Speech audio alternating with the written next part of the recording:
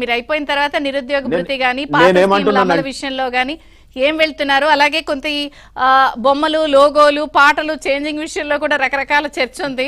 అంటే అదే వాళ్ళ మార్క్ అనుకుంటున్నారు అని అడుగుతున్నారు. ఇప్పుడు ఎట్లా ఉంది మేడం, ఇప్పుడు కేసీఆర్ గారి మీద డిఫరెంట్ పాలన చూపిస్తామని చెప్పి అని అనుకున్నారు ప్రజలు. కేసీఆర్ మీకు పెద్దన్న, నువ్వు చిన్న లాగా అయిపోయినావు. నువ్వు ఏడాది పాలన, ఆయన 10 ఏళ్ల పాలన. ఆయన ఫెయిల్ స్టూడెంట్. ఆ ఫెయిల్ స్టూడెంట్ తో నువ్వు కంపారిజన్ చేసుకుంటా ఉంటావు. 10 ఏళ్లలో అంత మోసమే జరిగింది అన్నాయి నువ్వు. ఈ ఏడాదిలో మీరు మళ్ళా కేసీఆర్ తో కంపేర్ చేసుకుంటారేంటి?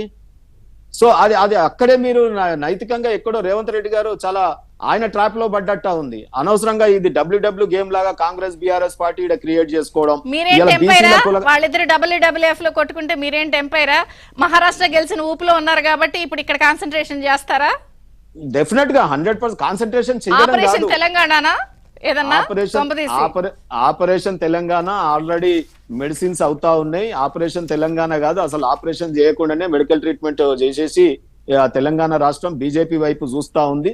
తప్పకుండా వీళ్ళిద్దరికి ప్రజలు ఎప్పుడు మళ్ళా ఎన్నికలు వస్తాయా అని ఎదురు చూస్తున్నారు. రుణమాఫీ అందరికి అయిందా? ధరణిలో సమస్యలు అందరికి తీరినాయా?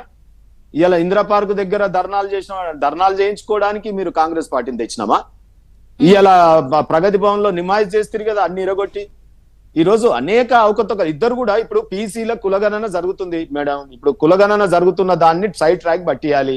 రేవంత్ రెడ్డి గారు, కేటీఆర్ గారు ఇద్దరు ఫ్రెండ్సే.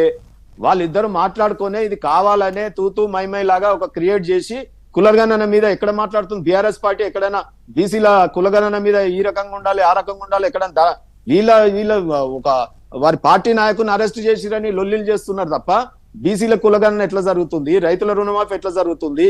ఇవాళ అనేక బాధలు పడతా ఉన్నారు ప్రజలు కింద. ఇవాళ ఆల్రెడీ కాంగ్రెస్ పార్టీ పైన వ్యతిరేకత స్టార్ట్ అయింది. చక్కగా ఆంధ్రజ్యోతి రాసింది కదా, చాలా దుందుడుకు చర్యల వల్ల కాంగ్రెస్ పార్టీ గ్రాఫ్ పడిపోతుందని. ఇంతకన్నా లీడింగ్ పేపర్ ఏడుంది మన దగ్గర చెప్పండి. సో ఈ రోజు మీరు స్టార్టింగ్ లోనే అడిగినారు, చాలా చక్కటి ప్రశ్నలు వేసినారు. కాంగ్రెస్ పార్టీ సమాధానమే లేదు. మా కౌశిక్ ఇప్పుడు మీరు అడిగిన బీజేపీ పరిస్థితి ఏంటి? మీరు నిజంగా ఆ స్థాయిలో పుంజుకున్నారా? మీరే ఆ ప్రత్యామ్నాయంగా ప్రజలు నిజంగా చూసేస్తున్నారా? మీకు కూడా అంతర్గత పోరు కుమ్ములాట్లు ఉన్నాయి. అధ్యక్షుడి విషయంలో కూడా కొంత గొడవ నడుస్తుంది అని అంటున్నారు. ఈ పంచాయతీ చూస్తారా? ఏడాది పాలన మీద కామెంట్ చేస్తారా?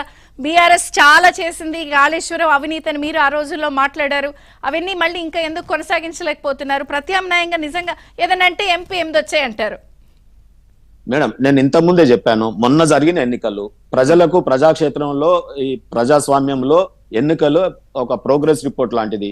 మాకు 8 ఎంపీ సీట్లు వచ్చినాయి, 36% ఓటింగ్ వచ్చింది. 6 నెలలు కూడా కాలేదు.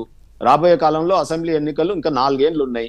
సో 4 ఏళ్లలో వీళ్ళు 1 ఇయర్ కూడా కాలేదు, అప్పుడే ఉరుకులాడుతున్నారేంది అని ఇక్కడ మనమే అంటాం. ఇవాళ బీఆర్ఎస్ పార్టీ చూడండి, వాళ్ళు 10 ఏళ్ళు చేసింది.